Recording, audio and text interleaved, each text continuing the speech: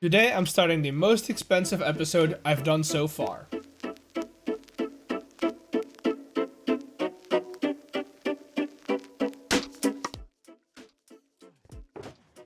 Welcome to a new video on the single player world.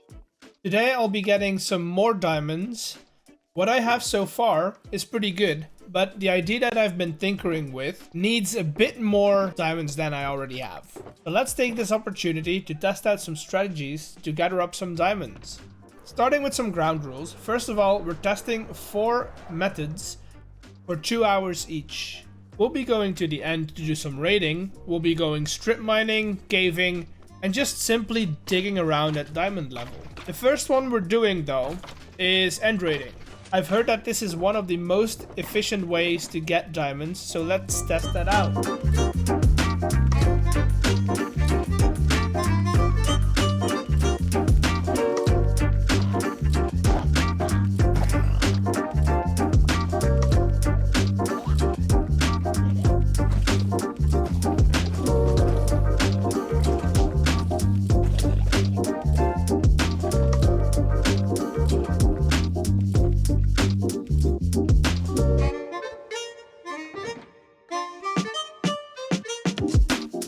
Hours are up and the haul isn't that bad. I've got a good amount of diamonds within the set amount of time. One thing that puts me off of end raiding is that to do it quick and easy, you need a lot of rockets and just gear in general. So if you're playing early game, this isn't the way to go. On the other hand, you do get a lot of extra gear. I'm pretty late in the game, so a lot of the diamond gear is pretty useless, but I'll be saving it in case I need it one day. All in all, it's a decent way to get diamonds in the game. The second way is what we all know as strip mining. Since the changes to the terrain generation, that's at -58, and I decided to expand the strip mine underneath the starter base and see how many diamonds I can get in those 2 hours.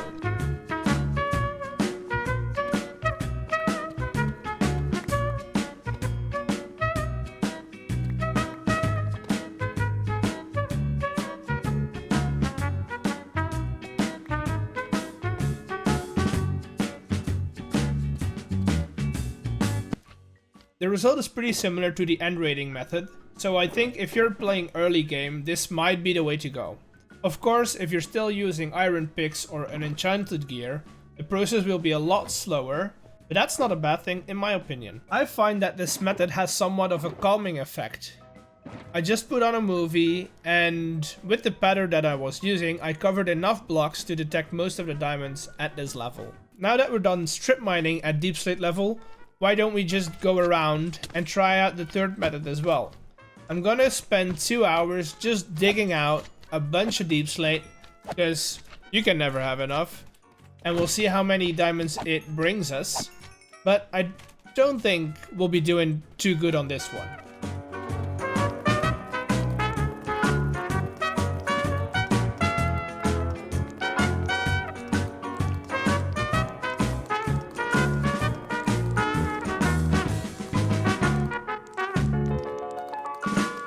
As I expected, this method is only good for when you need a lot of deep slate. I did get a decent amount of diamonds, but it's nowhere near as efficient as the other two that we've tried before. The last method I want to try is caving.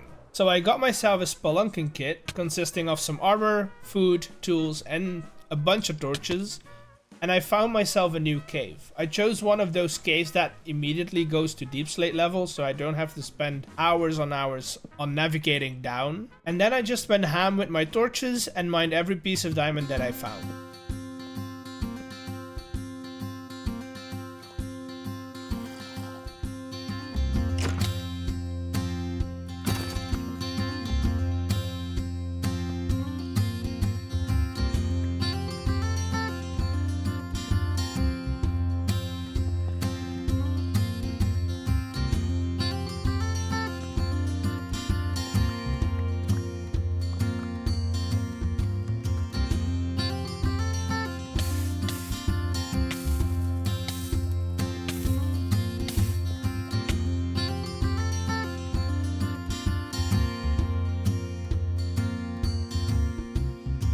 This method is surprisingly fun. Sometimes it's a bit stressful, but overall it's enjoyable. It's not as repeating as end raiding is, and by far not as grindy as the other two. And I did end up with a similar amount of diamonds as the end rating did. Maybe that's because I did end up finding a mine shaft at diamond level, or maybe it's just that the big caverns that I was exploring exposed a lot of rock faces, so the diamonds were pretty noticeable. The funny thing is that in these 8 hours of gathering diamonds, I've not yet collected enough for the build that I've been imagining. So let me start a new strip mine underneath the town, and I'll be in there for a while.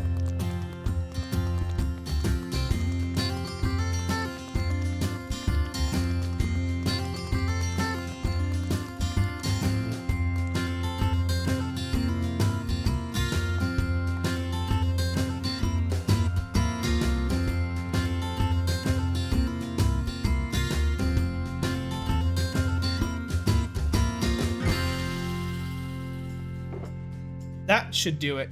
Enough for a beacon with some to spare. Now that we do have enough diamond blocks, I can finally tell you what the plan is for today. We're going to start building with the smallest of the building complexes that we have planned out, and it's gonna become a bank. I'm kind of getting inspiration of the big bang that we made on the fWhip supporter SMP, and using some calcite combined with some diorite, polished diorite, and a splash of birch logs, I'm creating a withered marble effect.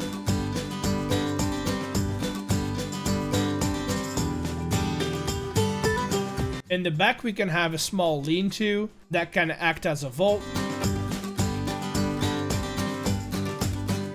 And then we add a little vertical extension on top of the main structure. The still exposed parts we can cover up with a slightly slanted roof. That gives us a base to present all of the work that we've done so far. I started building the diamond beacon in the center of the main structure. Afterwards, I encased it in a similar palette as the rest of the walls.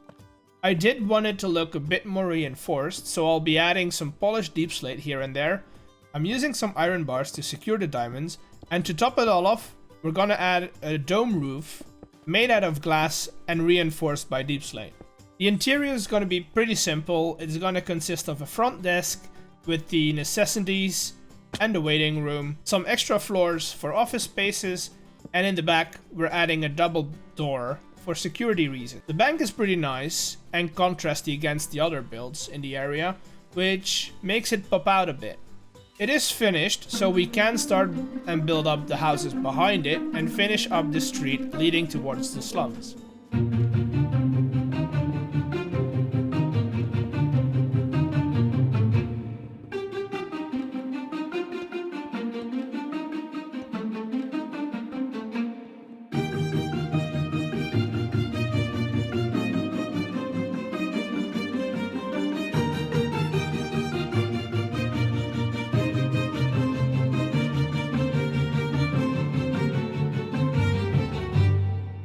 For the square, I remeasured everything and made sure it had a better oval shape. I lined it with some polished granite and got some lines to run towards the center. My first idea was to fill it in with a mixture of quartz blocks, smooth quartz, and some quartz bricks in there as well. But I'm gonna be honest, it's pretty bright and it contrasts too much against the surrounding building. I do want a bit of contrast, but not too much, so maybe we add a lighter stone mixture. That does look better. A lot better, I would say. The square does ask for something to be in the middle. Maybe a statue or a shrine. As a base, we can use some deep slate to separate it from the floor. Then, using some ancient debris that we got from the nether perimeter, we can craft 8 lodestones and use those in company with some chiseled stone brick and regular stone brick to make a shell of a little vitrine. As for what we're gonna put into the shrine, we need a couple more Nautilus shells. The best way to get them is to look for drowned villages and hope that one of those drowns there has a shell they want to share. And a good thing for me is that I happen to meet some nice drowns that wanted to donate their shells for a good cause.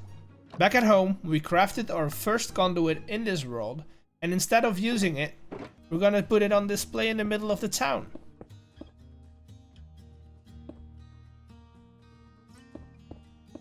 This has been one grindy episode. Despite having a lot of diamonds already, I spent around 15-16 hours mining for some. The building itself wasn't that hard. This is an expensive video. Diamonds, we have lodestones, we have conduit. I'm so happy how it all turned out though. It's looking really good. But with this though, I'm gonna end the video right here. If you liked it as much as I did, hit that like button, subscribe, and I'll see you all in the next one. Bye!